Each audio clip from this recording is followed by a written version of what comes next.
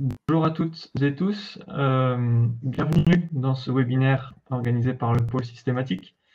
Aujourd'hui, on va traiter de différentes opportunités d'aider et développement commercial à l'Europe et à l'international pour le secteur de la deep tech.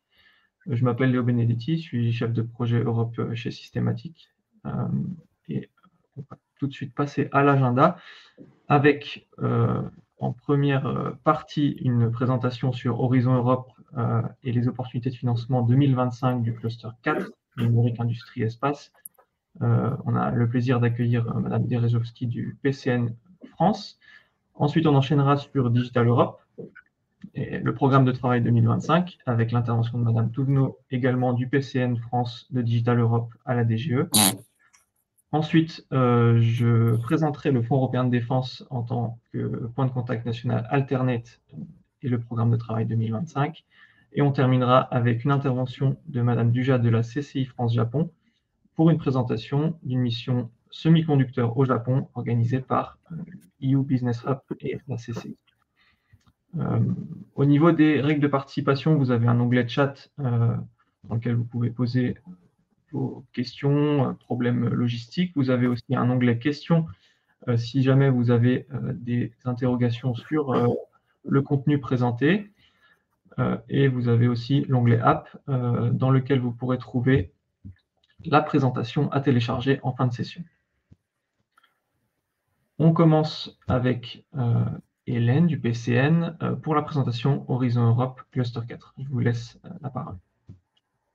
Merci Léo. Alors bonjour à toutes et à tous. Tout d'abord, je tiens à remercier Systématique pour l'invitation à ce webinaire. Je suis, comme l'a indiqué Léo Benedetti, Hélène Derezovski, membre du point de contact national numérique d'Horizon Europe, à hauteur de 50% de mon temps de travail. En avant-propos, je voudrais juste rappeler rapidement, pour celles et ceux qui le connaissent déjà, qu'Horizon Europe est parmi la quarantaine de programmes pluriannuels de financement de l'Union européenne, celui dédié à la recherche et à l'innovation. Il est doté d'un budget de 95,5 milliards d'euros pour la période 2021-2027. Et en France, donc, le dispositif des points de contact nationaux est placé sous l'autorité du ministère de l'Enseignement supérieur et de la Recherche et vise à informer et sensibiliser les communautés françaises de recherche et d'innovation sur les opportunités de financement d'Horizon Europe et aider, conseiller et former les porteurs de projets aux modalités de fonctionnement du programme. Donc, je tiens à préciser que les porteurs de projets intéressés doivent toujours se référer au programme de travail du cluster qu'ils visent. Donc, pour 2025, le programme de travail 2025 pour le cluster 4, notamment, et aussi les autres clusters, n'est pas encore publié. Nous disposons d'une version provisoire qui est disponible sur ce lien que vous avez sur le diaporama. C'est une version non finalisée qui peut être soumise à des modifications d'ici publication officielle. Donc, ici, la synthèse traduction proposée n'engage que les auteurs et nullement la Commission européenne, je tiens à le rappeler. Alors, brièvement, notre équipe de point de contact national est composée de 3 personnes, donc moi-même, Gaël Mogis, qui est également, donc, qui travaille à hauteur de 40% de son temps de travail, est mis à disposition au ministère pour être point de contact national, et Ismaël Niar, également, qui est aussi à 40% de son temps de travail mis à disposition auprès du ministère. La coordination du point de contact national est assurée par intérim par Isabelle de Sutter, qui est également représentante au comité de programme. Tu as noté que le transfert du point de contact national numérique sera transféré à BPI France à partir de juin 2025. Donc, en fait, ma présentation va se dérouler en 3 temps. Je vais essayer d'être bref, de ne pas dépasser mon temps imparti. Dans un premier temps, je vais juste revenir brièvement sur Horizon Europe et sa structure, présenter rapidement ses contours. En deuxième lieu, me focaliser plutôt sur le cluster 4 numérique, industrie, espace, avec une présentation brève des perspectives pour les appels numériques 2025. Et en troisième lieu, proposer des conseils généraux pour le montage de projets, la recherche de partenaires et de consortiums. Donc, comme je le disais plus tôt, le programme 4 de recherche de l'Union européenne pour la recherche et l'innovation, en fait, vise à renforcer les bases scientifiques et technologiques de l'Union européenne, à stimuler sa capacité d'innovation, sa compétitivité, sa création d'emplois. Vise aussi à concrétiser les priorités politiques stratégiques de l'Union et contribuer à répondre à des problématiques mondiales, dont les objectifs de développement durable des Nations Unies. La structure de ce programme cadre est en 3 piliers verticaux et un pilier transversal. Donc, ce dernier Le pilier transversal concerne l'élargissement à la participation et le renforcement de l'espace européen de la recherche. Le premier pilier est focalisé sur la science d'excellence. C'est là où vous allez retrouver les programmes tels que le Conseil européen de la recherche, dont vous avez peut-être entendu parler, ou les actions Marie Skłodowska-Curie. Le troisième pilier est axé sur une Europe plus innovante. Et là, nous y retrouvons par exemple le Conseil européen de l'innovation.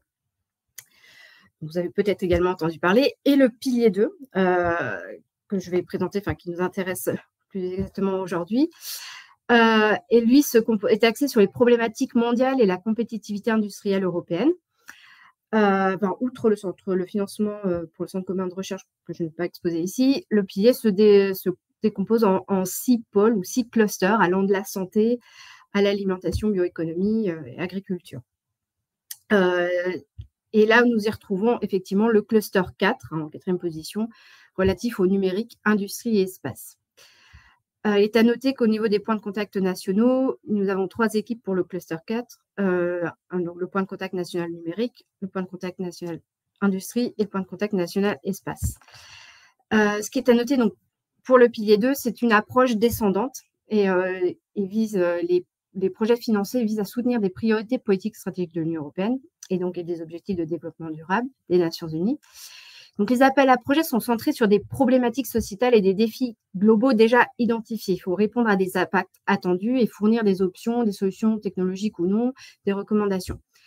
Les projets financés dans ce pilier 2 concernent des projets collaboratifs qui sont transdisciplinaires, transsectoriels, ce qu'on entend par transsectoriel, qui regroupent à la fois des acteurs académiques mais non académiques, tels des entreprises, et transnationaux. Il y a une dimension transnationale obligatoire. Les projets durent en moyenne de 3 à 4 ans avec un financement d'un minimum de 2 à 3 millions d'euros par projet, voire, mais en moyenne, c'est 4 à 6 millions d'euros. Il y a 3 types de projets sont financés, les RIA, les IA et les CSA, que je vais présenter un peu plus après.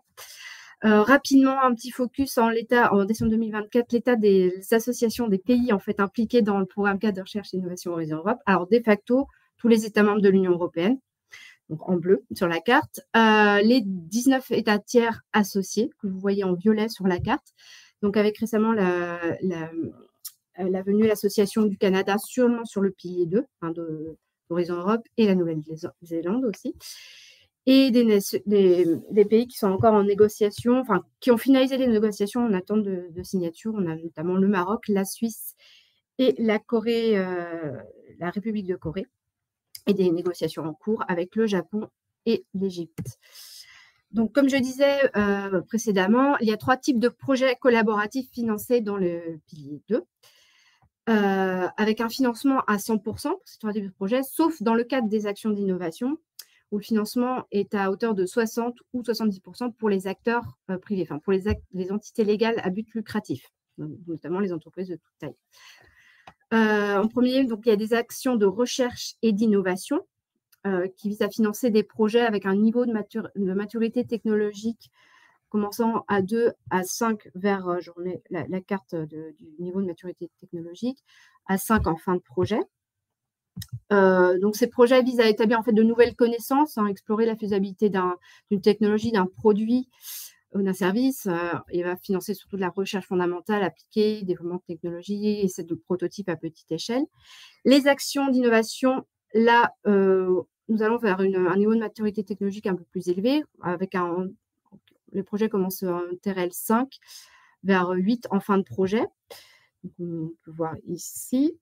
Donc là, l'objet est de financer des projets qui visent à produire des plans, des arrangements, des concepts pour un produit ou un service nouveau amélioré avec des prototypages, des essais, des démonstrations. Et les actions de coordination et de soutien, qui n'ont pas de niveau de maturité technologique qui s'applique, qui sont des projets qui ont principalement mesure d'accompagnement avec des mises en réseau d'acteurs, des actions de communication, dissémination, de standardisation, de dialogue politique, de recommandations. Donc, sur les appels à projets, pour chaque appel à projet, il est précisé le type de projet visé, si c'est un RIA, un IA ou un CSA. Les critères d'éligibilité, il faut toujours au minimum 3 entités légales indépendantes, basées dans 3 États membres ou pays associés de l'Union européenne, comme nous avons vu un peu plus haut, dont au moins une établie dans un des 27 États membres. Donc ça, c'est un minimum de 3. En général, il y a un peu plus de partenaires dans les projets. À savoir, il faut bien sûr, pour chaque appel à projet, bien se référer aux conditions spécifiques qui peuvent apparaître avec plus de partenaires, des pays obligatoires demandés ou financés. Donc, toujours bien se référer à l'appel à projet. Les dépenses éligibles, alors, dans les projets collaboratifs, donc, qui sont remboursées à 100%, comme je disais, pour la majorité des acteurs, sauf pour les entreprises, enfin les entités à but lucratif dans les Innovative Action, où le taux de financement de l'Union européenne varie entre 60 et 70%. Donc, il y a les coûts directs, toujours en lien avec le projet et sur la durée du projet, donc les coûts de personnel, les coûts de déplacement, d'équipement, alors seulement l'amortissement sur la durée du projet pour l'utilisation pour le projet, des autres biens, des travaux, des services, des consommables, des coûts de sous-traitance, si bien justifiés. Et un taux forfaitaire de coûts indirects va s'appliquer automatiquement, qui va représenter 25% des coûts directs, sauf les coûts de sous-traitance. Vous allez plus de détails vers le modèle annoté d'accord de subvention, si vous voulez plus de détails pour cela. Alors maintenant, je vais aller sur ma deuxième partie, alors plus spécifiquement sur le cluster 4, et notamment les impacts et les destinations visées. Alors, l'Union européenne, afin de rationaliser la préparation des appels à projets, a mis en place des plans, établi des plans stratégiques d'Horizon Europe qui sont sur plusieurs années, après une consultation des acteurs clés. Donc, le plan stratégique pour 2025-2027 a identifié 3 orientations stratégiques clés qui sont interdépendantes et qui mènent à 32 impacts attendus, qui vont correspondre en fait aux destinations dans les programmes de travail. Donc, les 3 orientations stratégiques clés sont la transition verte, la transition numérique et une Europe plus résiliente, compétitive, inclusive et démocratique. Alors, pour le cas du cluster 4, industrie, numérique, espace, il y a 6 impacts attendus qui correspondent aux 6 destinations des programmes de travail. Les 2 premiers concernent plus spécifiquement les appels à projets industrie, avec le premier qui vise à assurer un leadership mondial dans les chaînes de valeur industrielles et numériques neutres pour le climat, circulaire et numérisé. Donc, on peut dire Twin Transition. Le deuxième, axé sur les matériaux, qui vise à assurer le leadership technologique pour l'autonomie stratégique ouverte de l'Europe dans le domaine des matériaux, des matières premières, des produits chimiques et des matériaux innovants. Le troisième et le quatrième, là, qui concerne le numérique. Alors, le data, qui vise à développer un marché unique, agile et sécurisé, et une infrastructure pour les services de données et les services d'intelligence artificielle dignes de confiance. La 4e destination, Digital Emerging, vise à atteindre une autonomie stratégique ouverte dans les technologies numériques émergentes. La 5e destination concerne l'espace et vise à atteindre une autonomie stratégique ouverte dans les infrastructures, les services et les applications et données spatiales mondiales. Et la 6e destination, Human, qui est aussi numérique, les technologies numériques et industrielles favorisant l'innovation centrée sur l'humain. Rapidement aussi, il y a des partenariats qui sont liés à chaque cluster du pilier 2 d'Horizon Europe. La thématique numérique, en fait, concerne 2 types de partenariats. Donc, d'un côté, les partenariats institutionnalisés et les partenariats coprogrammés. Les partenariats institutionnalisés avec 4 partenariats de ce type. Donc, c'est la forme la plus intégrée des partenariats avec l'établissement, la possibilité d'établir des entreprises communes entre la Commission européenne et des partenaires privés d'un secteur donné, ou des partenariats avec des partenaires publics sur un secteur donné.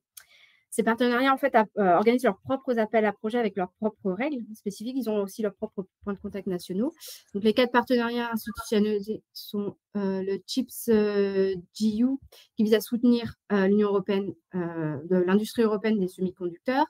La Smart Networks and Services, qui vise à faciliter et développer le leadership industriel européen dans le domaine des réseaux services 5G et 6G. EuroHPC, qui vise à faire de l'Europe un leader mondial dans le domaine des supercalculateurs, et European Metrology, qui rassemble la communauté scientifique de la mesure et les parties prenantes pour répondre aux défis mondiaux.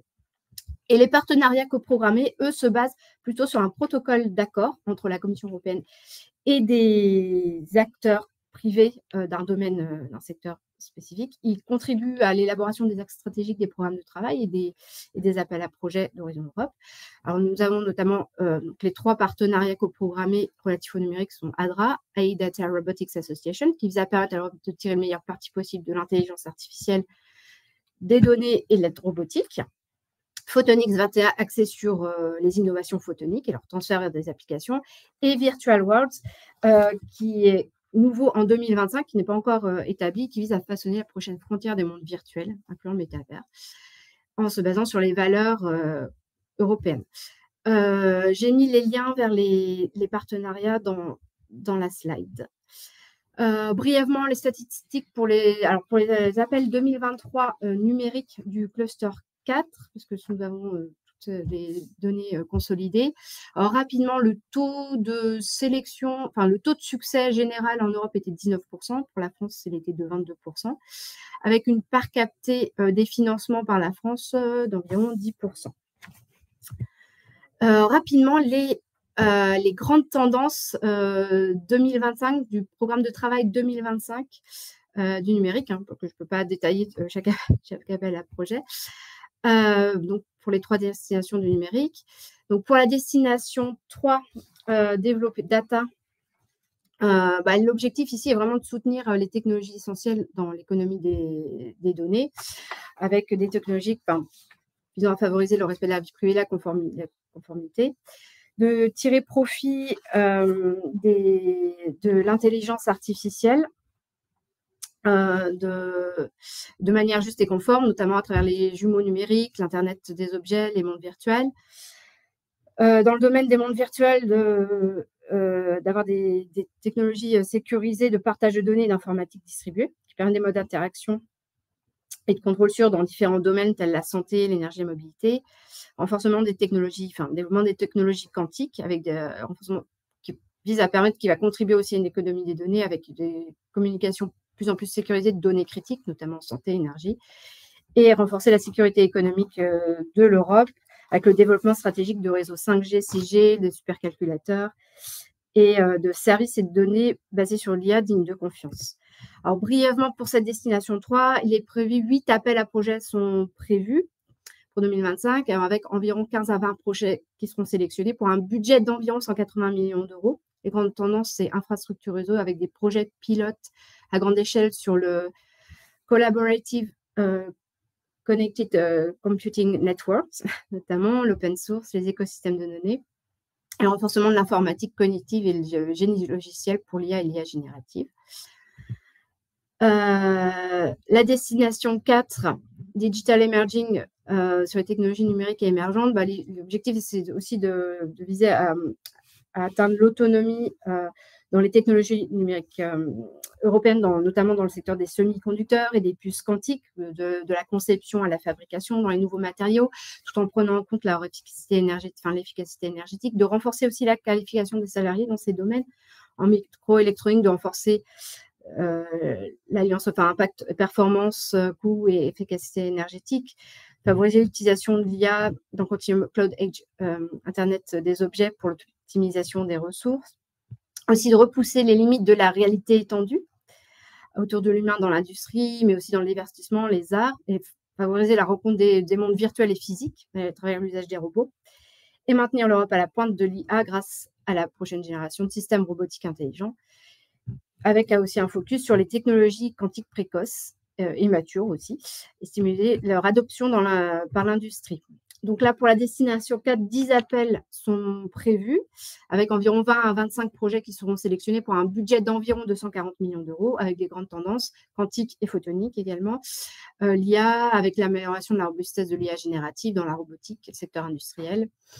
Aussi évaluer l'IA à but général, les capacités des modèles d'IA à but général, améliorer également l'apprentissage du GPAI. Et en dernier lieu, la destination 6, le Human, qui est vraiment axé sur une innovation centrée sur l'humain. Donc là, cette destination peut plus être axée sur les mondes virtuels en renforçant les interactions multimodales, les expériences immersives et hyper personnalisées, tout en prenant en compte les valeurs de l'Union européenne. Monde virtuel aussi en prenant en compte le développement des technologies optiques et photoniques, l'IA générative et le futur Internet. L'IA générative pour l'initiative Gen AI for EU aussi, et la coopération internationale. Donc là, pour cette destination, 7 appels sont prévus avec environ 20 projets qui seront sélectionnés, pour un budget d'environ 90 millions d'euros. Les grandes tendances, donc, c'est monde virtuel sécurisé et inclusif, centré sur l'humain et libre de biais. Les mondes virtuels, l'IA générative, le Web 4.0 et la coopération internationale, notamment avec l'Afrique sur l'IA générative, mais aussi coopération internationale dans le domaine des semi-conducteurs. Donc, rapidement, l'estimation de l'ouverture et de clôture des appels numériques, ce sera on estime une ouverture des appels le 10 juin prochain, avec une clôture le 2 octobre. Alors, attention, tout ce que j'ai présenté précédemment, les budgets, les nombres d'appels, tout ça sont donnés à titre informatif, ils ne nous engagent aucunement. Seule la validation et la publication officielle du programme de travail 2025 valideront ces budgets et ces données. Donc, rapidement, le planning de finalisation, là, nous sommes en mars, nous sommes normalement au vote des États membres pour voter ce programme de travail, avec une adoption et une publication officielle par la Commission européenne en avril 2025, le programme de travail 2025. Et rapidement aussi, comme vous devez le savoir, le prochain programme de travail pour la période 2026-2027 est en cours de préparation, avec une présentation en janvier 2025 par la Commission européenne des grandes orientations, un premier draft en mars 2025, un second draft prévu en juin, avec un vote prévu des États membres en novembre 2025 et une adoption et publication officielle du programme de travail 2026-2027 en décembre. Rapidement, alors les ressources, je suis sur la dernière partie, les ressources pour aller un petit peu plus loin et comprendre un peu le contexte politique général, les priorités stratégiques de l'Union européenne. Donc, vous avez ici le portail européen des financements de Funding and Tenders Portal, le portail français Horizon Europe, et les documents de référence, notamment la stratégie de décennie numérique de l'Europe, le European Chips Act. Donc, voilà, je vous laisse, tous les liens sont mis dans la slide. Pour les aides au montage et à la coordination de propositions, alors si vous êtes un acteur de la recherche et innovation privée, vous pouvez candidater à côté au diagnostic partenariat technologique international de BPI France.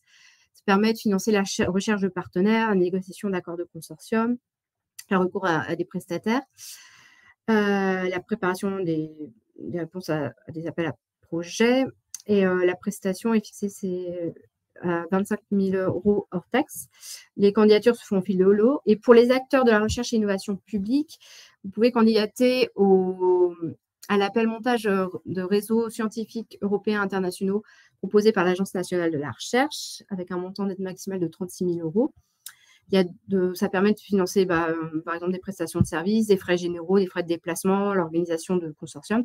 Donc, tout ça s'applique aussi pour des coordinateurs de projets français. Et les deux cut-off dates pour 2025, donc une est passée, c'était le 6 février dernier, et la prochaine est le 15 septembre prochain. Pour la recherche de partenariats internationaux, donc le PCN numérique peut collecter des offres de compétences ou les recherches de consortiums, de partenaires émises par les acteurs français et diffuser ces recherches à nos homologues PCN européens. Il y a un formulaire, il y a le lien aussi, vous allez sur notre site, il y a un formulaire à remplir de profil à diffuser. Il y a aussi des rencontres, les Infodays, les Brokerage Events, qui sont des événements importants, notamment sur le lien Brokerage Events, vous pouvez choisir coopération, projet coopération.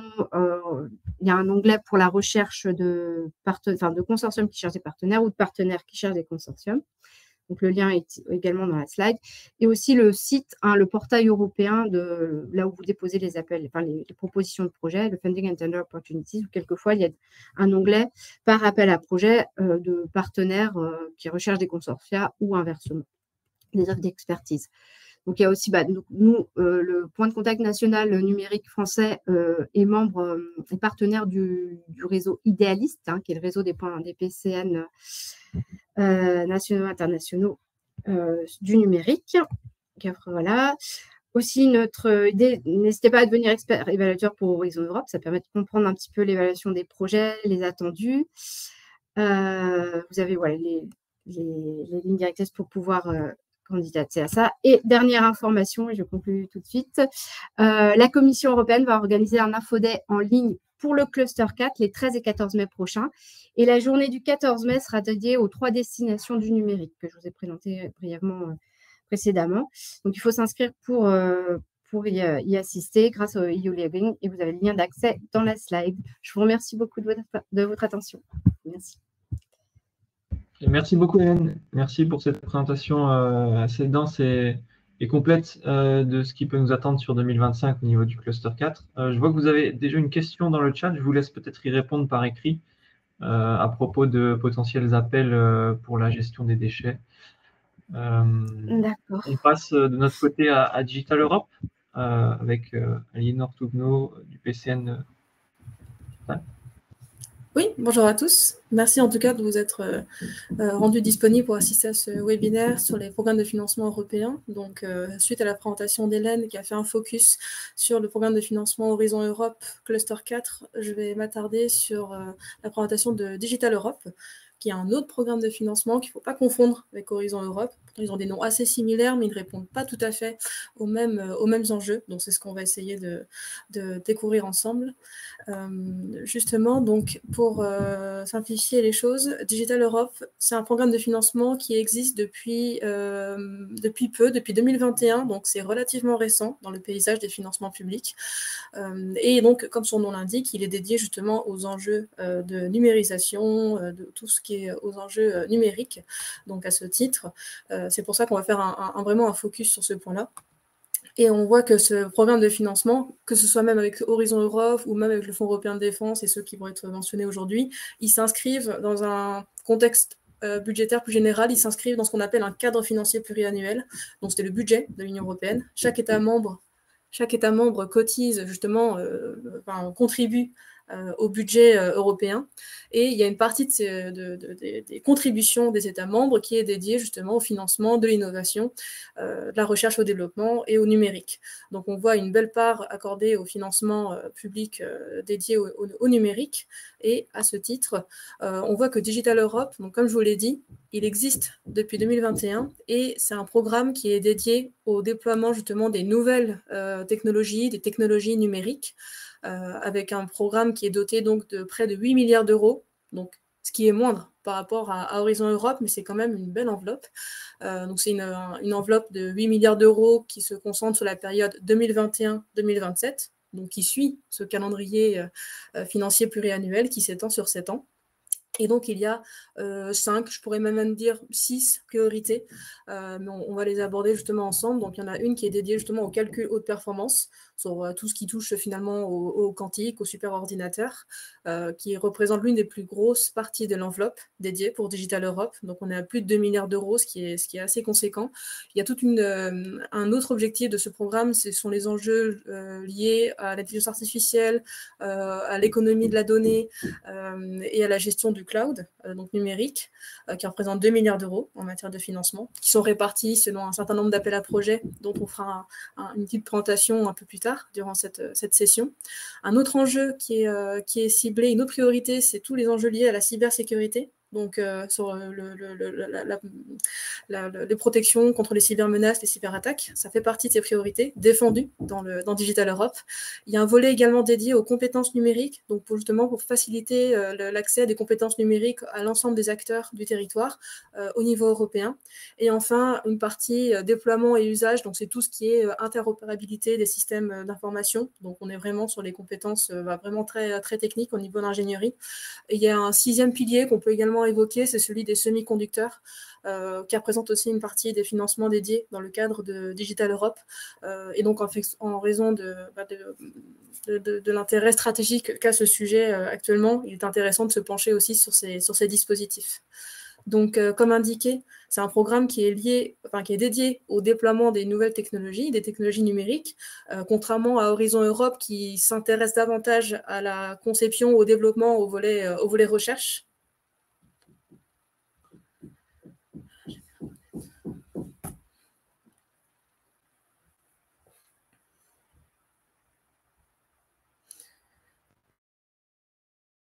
Je crois que ça a coupé. On vous entend bien, vous pouvez continuer. Vous nous entendez? Merci beaucoup. Désolée pour cette petite interruption. Donc on voit que Digital Europe, par rapport à Horizon Europe, une technologie donc, plus avancée sur le plan R&D. Et c'est un programme qui vise à 3 objectifs généraux, on va dire. Ça vise à soutenir la transformation numérique de la société, l'économie européenne, donc sur le plan, on va dire, général. C'est toujours ce côté développement de compétences numériques à l'ensemble des acteurs sur le territoire européen. Ça vise également à renforcer les capacités numériques critiques de l'Union européenne, donc à une époque où justement on est confronté à une montée en puissance des tensions et de la rivalité économique sur le plan justement numérique. Donc le fait de pouvoir se doter de capacités numériques performantes, c'est le but. Et enfin, ça vise également à accroître la compétitivité de l'Europe et sa souveraineté technologique, toujours dans cette logique justement d'indépendance technologique. Ça vise à ces objectifs-là. Donc on voit que Digital Europe, ça vise également un certain nombre de secteurs. Donc c'est pas le numérique, c'est un sujet très transversal. Donc, ça s'adresse à l'ensemble des secteurs de l'économie. Donc, ça peut toucher des sujets à l'agriculture, à l'environnement, à l'industrie, à la santé ou à l'énergie. Donc, on voit que tous les aspects économiques sont traités. Et c'est pour ça que c'est un programme qui est ouvert à tous, pour le coup, majoritairement aux acteurs industriels, mais il est possible d'envisager des pistes de collaboration dans le cadre de projets menés en consortium par des acteurs à la fois de la recherche et à la fois des acteurs issus du monde industriel, pour justement pouvoir faciliter la mise sur le marché des produits par le cadre du financement de Digital Europe. Donc à ce titre, c'est un programme donc, qui suppose pour la plupart du temps des projets collaboratifs composés de minimum 3 partenaires issus de pays membres de l'Union européenne ou de pays associés au programme qui sont indiqués sur la carte. Et comme je vous l'ai dit, tout type de bénéfice, toute entreprise ou tout acteur industriel ou acteur de la recherche, ou même public ou privé, sont des bénéficiaires donc éligibles. Après, ça dépend donc des critères qui sont présentés dans les appels à projets, dans le cahier des charges, mais c'est un programme vraiment qui vise un certain nombre d'acteurs assez élargi. On voit donc, sans rebondir, sans répéter la présentation d'Hélène, parce que ce sont à peu près les mêmes règles qui s'appliquent entre Horizon Europe et Digital Europe. Il y a différents types de projets qui sont financés. Donc après, il faut regarder dans le cahier des charges des appels à projets de Digital Europe pour voir à quelles conditions il est plus intéressant d'obtenir tel taux de financement ou tel taux de financement. Donc selon le type de projet que vous souhaitez porter, il y a un taux de financement qui s'applique. Et selon le type de structure que vous êtes, ou l'entité qui souhaite présenter une candidature pour Digital Europe, il y a un taux de financement qui peut varier selon les appels à projets. C'est pour ça que c'est intéressant d'être au courant de l'actualité sur justement les programmes de financement, sur les appels à projets qui sont consultables sur le site de la Commission européenne, qui sont publiés justement régulièrement, assez d'actualité. Donc on voit un certain nombre de financements. De toute façon, je vous laisserai consulter ces éléments en détail après la fin de la session. Et on voit aussi que, comme je vous ai dit, donc Digital Europe, ça réunit un certain nombre d'appels à projets qui ciblent des thématiques numériques assez clés, assez stratégiques. Donc là, je vous ai fait une petite liste des appels à projets selon les thèmes qui pourraient vous intéresser, qui concernent notamment, donc là, on a un point sur l'intelligence artificielle. Donc ce sont issus des anciens programmes de travail de Digital Europe. Donc là, voilà, c'est juste pour vous rappeler un petit peu, là c'est sur l'édition donc 2024, c'était les derniers appels à projets communiqués par la Commission, où on voit que justement, il y a différents objectifs qui sont ciblés, les taux de cofinancement varient selon les appels à projets, le budget également, on voit qu'ils sont assez ambitieux, pareil pour le type d'action, donc ça vous donne une typologie assez large de projets que vous pouvez justement soumettre sur ces thématiques. Donc vous en avez justement pour l'intelligence artificielle, vous en avez pour les enjeux cyber, qui, dans le cadre de Digital Europe, sont également suivis, même en priorité, par l'ANSSI, qui est, on va dire, PCN sur le volet cyber de Digital Europe. Tandis que de mon côté, donc en tant que chargée de mission à la DGE, je suis point de contact national sur tous les autres dispositifs de Digital Europe. Après, si vous avez des questions sur le cyber, vous pouvez néanmoins m'en parler et donc je tâcherai de répondre à vos questions ou, si besoin, d'entrer en relation avec l'ANSSI pour compléter les propos. Donc, on voit vraiment, ce sont tous ces sujets très, très techniques pour le coup qui sont abordés. Même chose pour le quantique, c'est aussi une préoccupation majeure de la Commission européenne de vouloir financer des initiatives de déploiement industriel dans le secteur justement quantique. Pareil pour tout ce qui est cloud et données, ça rebondit sur la présentation de tout à l'heure. Donc, il y a toute tout ce panel finalement d'appels à projets qui existent et qui sont justement intéressants pour les acteurs de l'écosystème français de se positionner. Un dernier point aussi sur justement le montage de projets européens, comment est-ce que ça peut s'articuler. Je ne sais pas si la plupart d'entre vous sont familiers avec le montage de projets, avec les opportunités de financement public européen, mais il y a certains éléments à avoir en tête pour mieux anticiper toute candidature ou projet de montage de dossier qui peut s'avérer justement assez, pas forcément technique, mais assez longue, on va dire, qui nécessite un beau temps de préparation et d'anticipation. Donc on voit que ça s'articule en plusieurs phases, que ce soit justement le fléchage ou la feuille de route, l'étude de faisabilité des projets, pour voir si le projet est éligible à un appel à projet de Digital Europe, par exemple, avec le montage du consortium, si le projet porté n'est pas un projet monopartenaire. Un montage de proposition, ça s'articule sur un temps assez long. C'est pour ça que c'est bien d'anticiper plusieurs mois à l'avance pour les appels à projet. Avec ensuite, une fois que le dossier est déposé justement au guichet de la Commission européenne, il y a un suivi de l'instruction du dossier par le financeur qui généralement dure quelques mois, donc ça peut être 1 ou 2 mois. Et enfin, à partir du moment où le projet a été désigné comme lauréat, donc les bénéficiaires de l'aide ont échangé par la suite avec la Commission européenne, ont signé ce qu'on appelle une convention de financement ou un grant agreement. Et à partir de là, il y a la phase de pilotage de projet menée par les partenaires. Et selon les appels à projets, ça peut être entre 18 et 36 mois, selon vraiment les appels à projets. Ça, il faut vraiment regarder un petit peu à la carte pour le coup.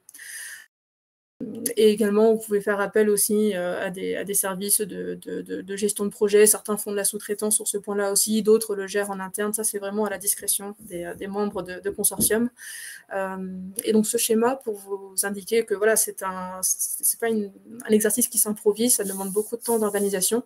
Et si vous avez justement des questions sur la phase de montage, si vous avez des questions sur les conditions d'éligibilité d'un appel à projet ou sur les attendus de la Commission européenne sur ces points-là, pour Digital Europe, n'hésitez pas à prendre contact avec la DGE ou à m'envoyer un mail pour justement préciser votre demande et on va regarder ensemble justement quels sont les éléments qu'on peut apporter à votre requête, pour justement simplifier justement le processus de dépôt de candidature qui peut être assez chronophage et assez laborieux quand on n'a pas l'habitude ou quand on n'a pas forcément l'expérience sur ces sujets-là.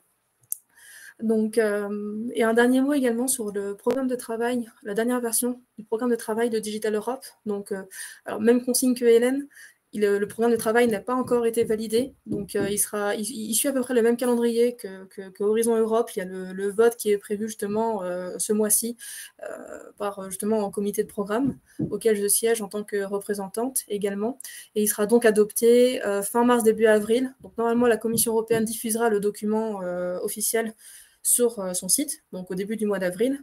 Et c'est pour ça qu'à ce titre, nous, on souhaite organiser une journée d'information au ministère de l'économie sur Digital Europe. Donc la date n'est pas encore fixée, mais ce sera certainement au mois d'avril. Donc on ne manquera pas de vous tenir informés sur ces éléments-là. Donc un dernier élément sur le programme de travail, on voit que justement, donc, par rapport au pilier dont je vous ai fait la présentation tout à l'heure, si on revient un petit peu par rapport aux objectifs, voilà ici.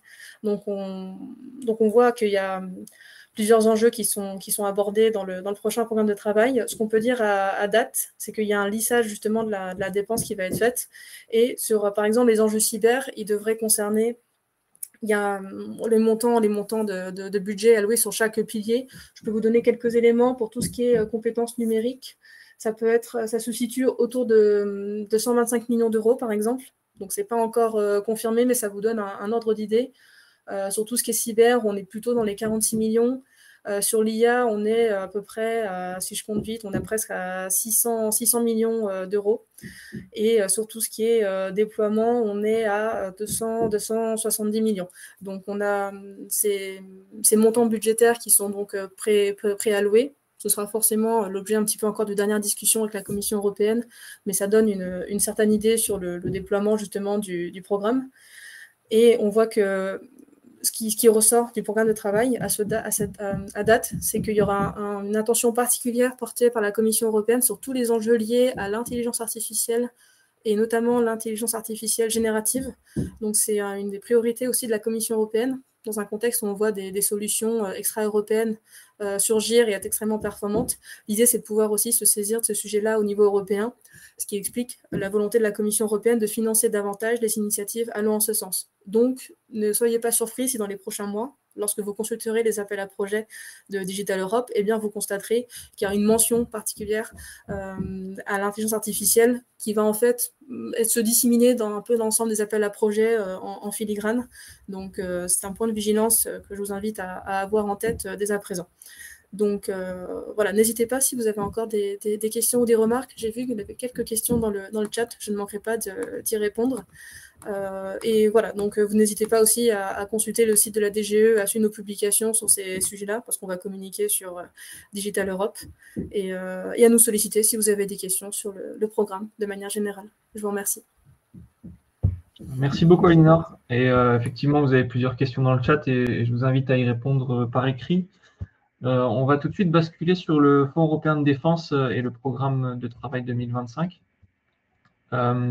Et à titre informatif aussi, vous aurez la présentation accessible et téléchargeable en fin de session, avec notamment toutes les adresses mail de contact, etc. Au niveau du Fonds européen de défense, donc c'est un programme de R&D piloté par la Commission européenne, dont l'objectif est de soutenir des projets de R&D structurants répondant aux besoins des forces armées, des États membres et de la Norvège. Il vise au développement d'une base industrielle technologique de défense européenne autonome, compétitive, innovante et intégrée. Le budget sur la période 2021-2027, donc il est aussi dans le cadre financier pluriannuel de la Commission européenne 2021-2027, et il est de 8 milliards d'euros. Donc ce sont des projets de R&D à application militaire. Au niveau des taux de subvention, ils varient en fonction du type d'activité que vous souhaitez mener dans vos projets, et donc ça va de 20 à 100%. Sur les derniers programmes de travail du Fonds européen de défense, on avait environ 15 à 20 partenaires par consortium qui répondaient. Et comme vous pouvez le voir, dépendamment des années, on a 40 à 60 projets sélectionnés par an, avec environ 30% de PME qui sont impliqués dans les consortiums lauréats. Pour une PME, il y a plusieurs voies d'accès, deux en fait. Donc, proposer un projet PME pour répondre à un appel à projet dédié exclusivement aux PME et au consortium de PME. Ou intégrer un consortium existant dans le cadre de grands appels à projets thématiques qui sont pilotés, eux, par les maîtres d'œuvre industriels européens. Le programme de travail du Fonds européen de défense a été publié le 29 janvier 2025 et vous aurez le lien à la fin de la présentation pour pouvoir prendre connaissance des appels qui y sont mentionnés. Je reviens rapidement sur les taux de subvention et la règle générale. Donc, comme vous pouvez le voir, pour les actions de recherche, tout est financé à 100% jusqu'au TRL 5, début de prototypage. Ensuite, vous avez des taux de subvention qui varient en fonction du niveau d'activité pour la phase de développement. Donc, TRL 5 jusqu'à TRL 8. Et vous pouvez aussi y ajouter des bonus qui fonctionnent comme mentionné sur cette planche. Donc, si votre projet a un lien avec la coopération structurée permanente de l'UE, dit PESCO, vous pouvez toucher jusqu'à 10% de bonus de taux de subvention. Ensuite, il y a un bonus si 15% des coûts éligibles de votre projet sont alloués aux ETI, bonus de 10%. Et ensuite, vous avez le bonus PME qui se décline en deux différents pourcentages. Donc, si au moins 10% des coûts éligibles de votre projet sont alloués à des PME, vous avez jusqu'à 35% de bonus si jamais ces PME-là sont étrangères et que le coordinateur du projet est français. Et si la PME est française et que le coordinateur est français, vous pouvez avoir jusqu'à 5% de bonus sur votre taux de subvention. Bien sûr, ce bonus s'applique en fonction du maximum de taux de subvention. Comme vous pouvez le voir, par exemple, sur les phases de prototypage, le taux maximum de subvention est de 55%, avec 20% de base et 35% de bonus. Donc, vous pouvez le voir qu'il y a en fait une incitation forte de la participation des PME dans les projets, parce que ça peut vous apporter aussi valeur ajoutée au niveau du taux de financement. Pour les conditions d'éligibilité au Fonds européen de défense, on est comme sur Horizon Europe et Digital Europe, donc avec certaines nuances. L'éligibilité du consortium en tant que tel, donc, il doit être composé d'au moins 3 entités éligibles, donc États membres plus Norvège, établis dans 3 différents États membres et pays associés, donc comme j'ai dit la Norvège.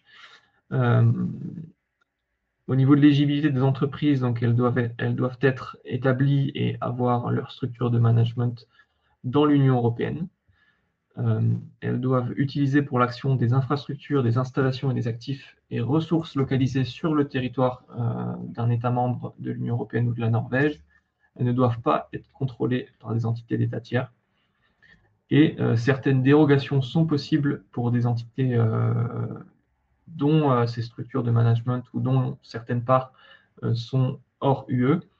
Dérogation possible en fonction des États membres, il y a différents process. Donc, par exemple, en France, cette dérogation est délivrée par la DGA sous réserve de garantie, évidemment.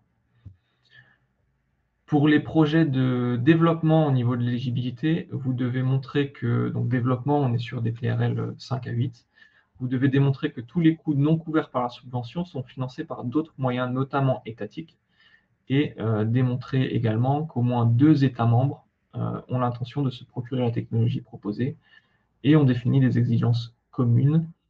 En tant que preuve attendue, on appelle ça donc les lettres d'intention qui sont délivrées par les États membres dont les organisations du consortium font partie. Minimum 2 lettres d'intention par consortium pour les actions de développement pour être éligible. Au niveau du calendrier 2025, donc, comme je vous l'ai dit, les calls ont été publiés le 29 janvier dernier. Pour les actions de développement PME et les lettres d'intention, la deadline est au 30 mai. Donc, si vous souhaitez vous positionner en tant que PME dans des actions de développement, vous devez envoyer un formulaire à la DGA qui ensuite vous analysera votre projet ainsi que le potentiel de la technologie développée pour vous délivrer ensuite une lettre d'intention. La date limite de tous les appels à projets du Fonds européen de défense est au 16 octobre. Ensuite, il y aura une période d'évaluation et la publication des résultats est prévue à l'été 2026 pour un début des projets fin 2026. Le formulaire est téléchargeable donc, avec le lien ci-dessous et vous aurez accès à la présentation. Un retour rapide sur 2023, donc au niveau du taux de succès des projets FED, on a eu 238 propositions et 54 projets sélectionnés, ce qui fait un taux de succès d'environ 23%, ce qui est légèrement supérieur en fait, aux autres programmes de financement européens. Sur 910 participants, on a eu 137 participants français, dont 27 PME. 4 PME françaises ont été sélectionnées pour un projet PME, 3 projets de développement, un projet de recherche, et 23 PME françaises participent à un projet thématique piloté par les grands maîtres d'œuvre industriels. Au niveau des recommandations, donc, demandez bien, si vous souhaitez vous positionner, aux PME étrangères de sensibiliser leur ministère de la Défense pour pouvoir avoir ces fameuses lettres d'intention. Privilégier l'autofinancement pour la partie non couverte par la subvention européenne. Et déjà mentionné lors de cette session, vous avez à disposition le diagnostic partenariat technologique international de la BPE qui peut prendre en charge jusqu'à 50% des frais de conseil si vous faites appel à des cabinets de consultants spécialisés pour vous accompagner. Et quelques liens utiles également sur les prochains événements liés au FED, des liens vers les documents de référence, les appels à projets et le lien vers le diag BPI. C'est tout pour ma présentation et je laisse la parole pour la dernière partie de notre webinaire à Ophélie Dujat de la CCI France Japon. Bonjour à tous, donc enchantée, Ophélie Dujat de la CCI France Japon, comme Léo l'introduit. Je suis responsable du service appui entreprise à la CCI France Japon, donc ce qui sous-entend que j'accompagne les entreprises françaises qui souhaitent pénétrer le marché japonais de manière générale. Je participe aujourd'hui à ce webinaire afin de vous présenter formation et notamment un accompagnement qui vous est proposé par EU Business Hub nous allons voir donc, au niveau du programme de la mission dont je vais vous parler aujourd'hui qui concerne le salon Semicon et par la suite donc, du processus d'inscription et également de certains conseils pour, si vous le souhaitez, candidater. Donc, de quoi il s'agit? Donc, le EU Business Hub a créé donc un programme dans le but donc de cibler la Corée du Sud et le Japon en organisant donc 10 missions commerciales pour le compte des entreprises donc européennes sur ces deux pays. Les 3 secteurs d'activité qui sont ciblés donc sont l'écologie, le numérique et la santé. Donc, comme je vous le disais, voilà, donc 10 missions. Cette mission a débuté en 2024 et se finira en 2027. Donc, ça représente à peu près 3 missions par an. Pour chaque mission, vous avez à peu près une 50aine d'entreprises qui participent de l'ensemble des pays de l'Union européenne. Donc, comme je vous disais, donc les 3 secteurs forts sont la santé, le numérique et l'écologie. Ce qui nous intéresse aujourd'hui, ce sera éventuellement donc plus le numérique. Après, vous connaissez donc bien mieux que moi vos secteurs d'activité et notamment donc toutes les variantes sur la partie digitale. Je rentrerai plus dans le détail au niveau donc du salon dont je vous parle aujourd'hui, donc qui est le Semicon, qui sera le point d'orgue de cette mission. Par la suite. Et de manière générale, donc ce programme, il a pour but d'accompagner les sociétés européennes sur le marché, donc comme je vous le disais, japonais ou coréen.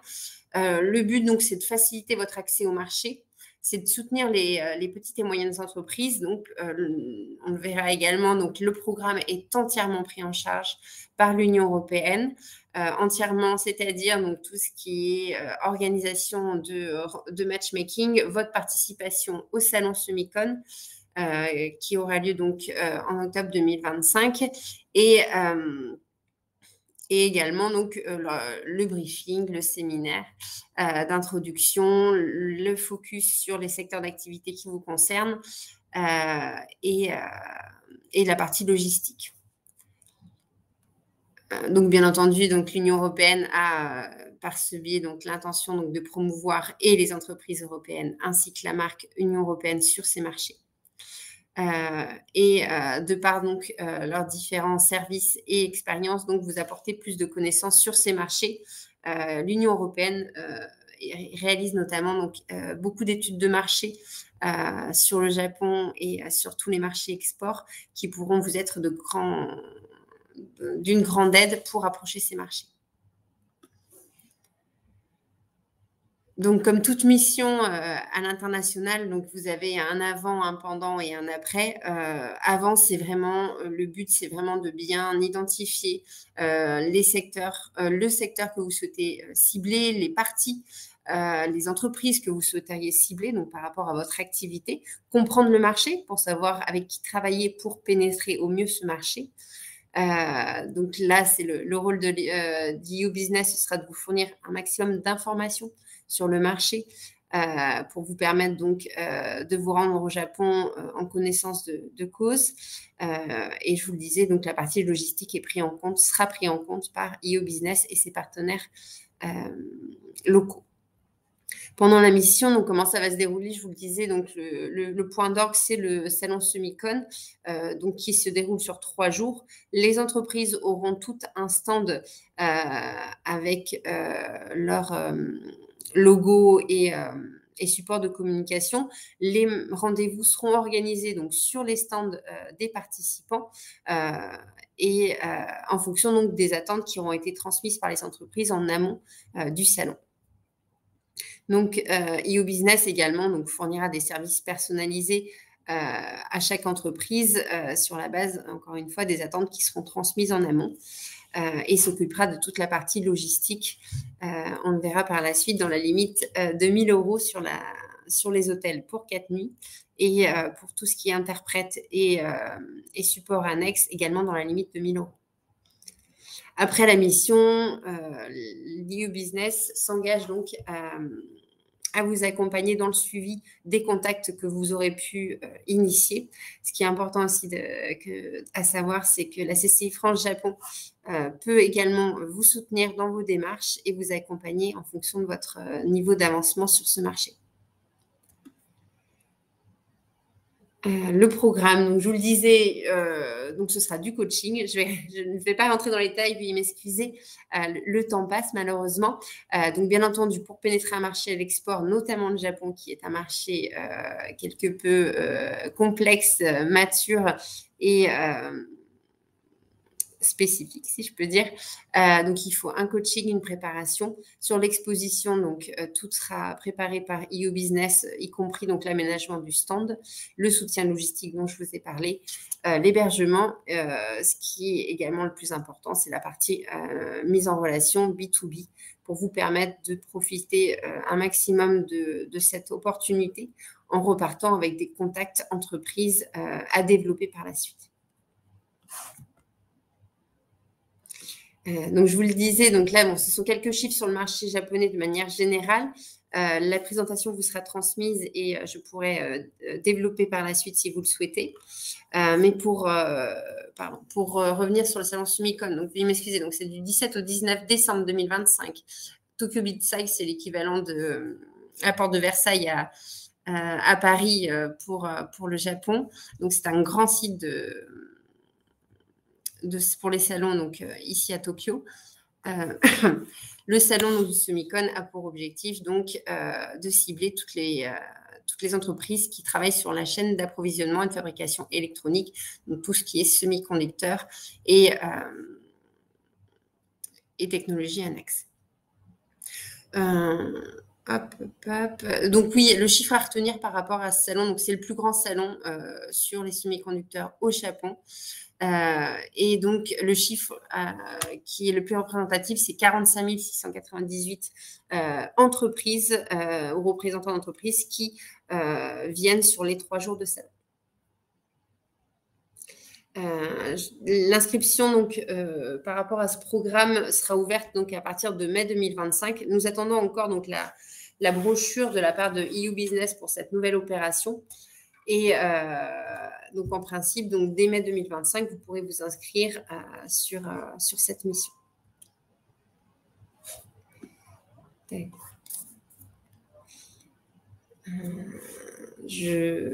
Donc, pour le public cible, c'est les entreprises que vous représentez aujourd'hui. Donc, on l'a vu, donc, les PME, les entreprises qui travaillent dans le milieu des semi-conducteurs ou fabrication de semi-conducteurs, je vous le disais, donc services, produits annexes de manière générale, ainsi que donc tous les opérateurs économiques japonais qui y participent, qui seront également donc présents sur le salon. Je voulais principalement vous apporter plus de visibilité sur le processus d'inscription, donc qui n'a pas encore débuté, comme je vous le disais, qui aura lieu à partir de mai. Il y a donc des critères pour pouvoir postuler, donc à noter, donc exister depuis plus de 5 ans, avoir 3 ans d'exercice comptable, être entièrement majoritaire et majoritairement détenu par des sociétés, détenu par des acteurs membres de l'Union européenne, être actif et opérationnel dans l'un des secteurs économiques couverts par le programme. Donc là, on parle bien de numérique. Avoir un bilan de coopération commerciale internationale, ce qui sous-entend avoir une activité à l'export, notamment idéalement donc sur l'Asie, avoir un chiffre d'affaires suffisant et un nombre d'employés adéquat, avoir une stratégie commerciale solide. De manière générale, je vous le disais, le marché japonais est un marché assez mature, extrêmement attractif en fonction du secteur d'activité dans lequel vous opérez. Il faut, si je peux dire, avoir une certaine expérience à l'export, encore une fois au grand export. Si vous avez déjà des liens avec le Japon, c'est encore plus intéressant, je pense, de participer à cette opération, de par notamment son financement. Pourquoi ? Parce que ceux qui, encore une fois, travaillent avec le Japon le savent, pour travailler avec le Japon, ça peut prendre du temps, de tisser des liens, de faire grandir ces relations avec des sociétés japonaises. Et donc, on dit souvent, il faut venir, revenir et encore revenir. Donc, et plus vous avez de contacts, plus vous avez d'opportunités ou de perspectives sur ce marché. D'autre part, là aussi, c'est une petite anecdote, si je peux dire. Au Japon, nous n'avons pas le droit de vous communiquer les coordonnées d'une entreprise, par exemple, sauf si elle accepte que nous vous communiquons ces coordonnées. Cependant, lors d'un salon, vous allez pouvoir échanger énormément de cartes de visite. Et toutes ces cartes de visite seront pour vous des points d'entrée sur les entreprises rencontrées et de potentiels partenaires, ou en tout cas des gens qui vous apporteront de l'information sur votre marché. Je vous le disais, donc il y aura plusieurs étapes une fois que les inscriptions seront ouvertes. Donc, c'est bien entendu d'abord créer son compte. Donc vous avez ici le formulaire sous les yeux et exprimer votre intérêt, votre expression d'intérêt comme l'appelle EU Business. On pourra le lire par la suite. Il faut donner un maximum de détails parce que au-delà donc de votre candidature, vous allez vraiment être apprécié par rapport à votre situation actuelle en termes d'export au Japon, votre intention et votre stratégie de développement sur le Japon. Donc, soyez très précis lorsque vous remplirez cette demande, car vous serez jugé sur ces informations.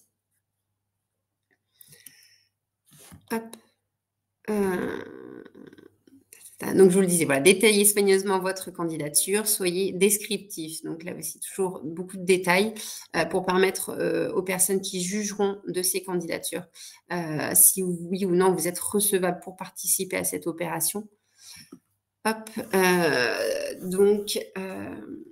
Je vous le disais de manière générale, nous, en tant que partenaire de EU Business sur cette opération, nous avons aussi à cœur d'accompagner les sociétés françaises sur le marché japonais de manière globale. Et je peux vous le dire, il faut vraiment avoir un vrai projet pour pouvoir faire partie de cette opération et en retirer tous les bénéfices.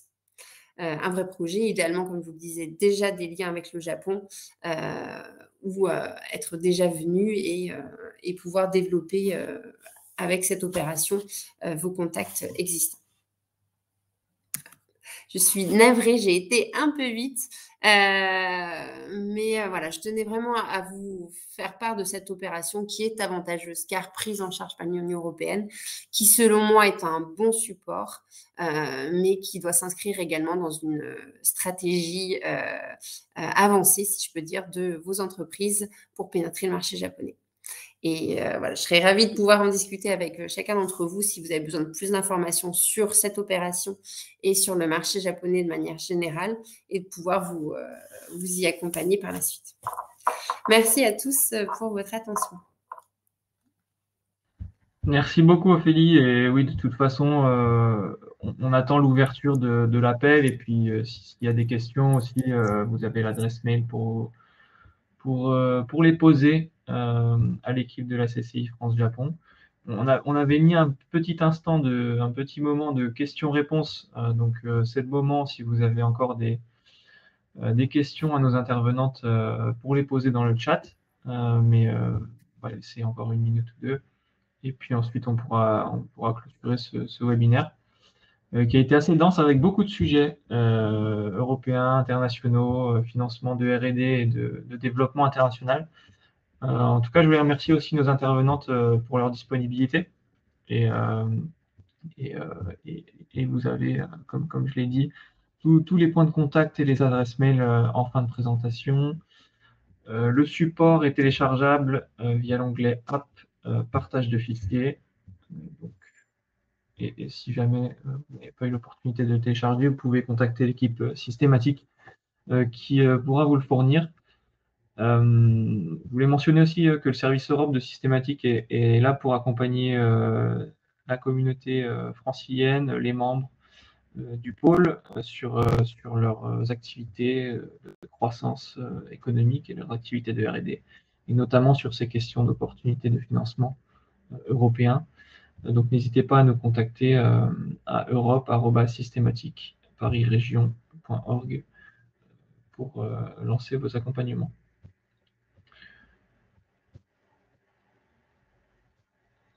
Merci à tous. Je pense qu'on n'a pas de questions, donc on va clore le webinaire. Voilà, je vous remercie. Bonne journée à tous et à toutes, et à une prochaine fois. Merci. Au revoir. Au revoir, merci.